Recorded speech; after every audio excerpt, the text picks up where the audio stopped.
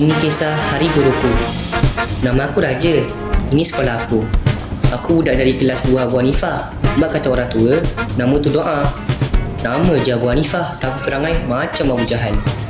Macam biasa, setiap pagi aku jalan dengan santai. Sebab kata Syafiq Kyle, yang penting kita ada gaya. Ni budak-budak kelas aku. Inilah rutin setiap hari aku dalam kelas. So, korang faham kan kenapa aku kata Abu Jahal? Dengan perempuan yang makan dalam kelas, yang lelaki main bola, tie out sesuka hati. So, aku sambung cerita tadi. Yang ni paling aku tak suka. Kalau dia jadi kelang kabut macam ni, korang tahulah apa yang akan berlaku. Ini cerita cikgu aku. Pada aku sangat tak berkenan dengan perangai dia. Tapi, cikgu aku buat macam-macam untuk kami. Kadang tukang sibuk pun tetap layan perangai kami, mengadu kami. Dalam kelas pun, kami happy je kalau dia masuk. Kadang-kadang sampai malam je kat sekolah buat persiapan untuk kami. So, sambung lagi cerita tadi. Korang tengok, yang main ramai. Yang kena panggil, aku. Biasalah, kaplah kan. Akulah yang kena panggil. Akulah yang kena itu. Akulah yang kena ini.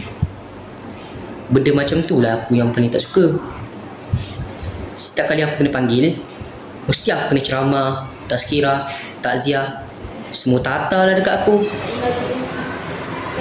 Tapi, tak semua buruk bagi kita adalah buruk. Dan tak semua baik bagi kita adalah baik. 16 Mei, hari yang paling buruk bagi aku.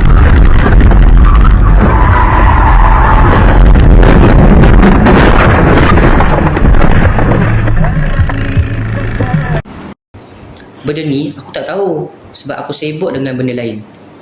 Macam biasa, setiap pagi kita orang memang tunggu dia masuk. Kita orang nak bergurau dengan dia. Tapi gurauan yang aku nak setiap pagi dah tak ada. Sampailah aku dapat berita ni. Hajat guru aku untuk hari ni adalah untuk kami satu kelas buat persembahan puisi.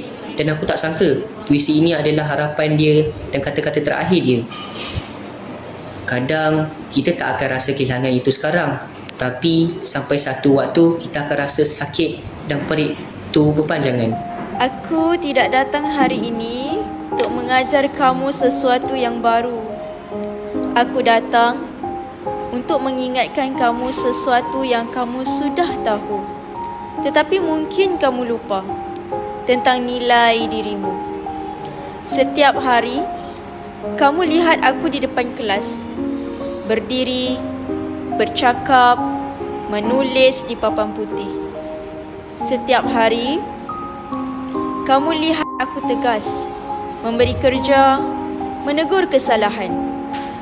Tetapi, kamu tidak lihat hati aku yang sentiasa berharap kamu berjaya. Di rumah, aku masih memikirkanmu. Di perjalanan, aku bertarung untuk mengajarmu. Kertasmu ku belik dengan fokus. Namamu ku sebut dalam doa. Masa depanmu ku fikir dalam diam. Bukan kerana aku tiada hidup sendiri, tetapi kerana kamu adalah amanah yang tak boleh ku abaikan. Ada hari kamu diam, lalu aku memujimu. Ada hari kamu bising, lalu aku memarahimu. Ada hari kamu cuba, lalu aku bantu kamu terus maju. Ada hari kamu menyerah, aku bantu kamu bangkit semula. Semua itu kerana aku masih percaya kamu boleh berubah. Masa tidak menunggu siapa. Hari ini kamu leka, esok kamu akan menyesal. Dan peluang kedua tidak selalu hadir. Aku tidak mahu kamu jadi insan berjaya, tapi lupa menghargai perjalananmu. Tapi, aku lebih takut kamu menjadi insan hebat di luar sana nanti, tapi kosong di dalam kerana tidak tahu menghargai ilmu. Aku tidak minta kamu jadi sempurna. Aku cuma minta kamu jangan berhenti mencuba. Berhijrah, mengubah langkahmu. Walaupun perlahan, walaupun jatuh, bangkit semula, bangun semula, cuba semula. Kerana aku yakin kamu boleh. Jika suatu hari nanti kamu berjaya, ingatlah, bukan kamu sahaja yang berusaha sampai ke sana. Ada doa insan mulia yang tidak pernah kamu dengar tetapi sentiasa mengiringimu. Doa sang guru. Dan hari ini, jika kamu masih ada peluang untuk berubah, jangan tunggu esok.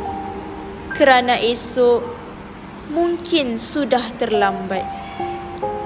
Dan hari ini, andai aku tidak lagi bersamamu, aku tetap berharap kamu terus bangkit, berubah menjadi insan yang baru untuk masa depan.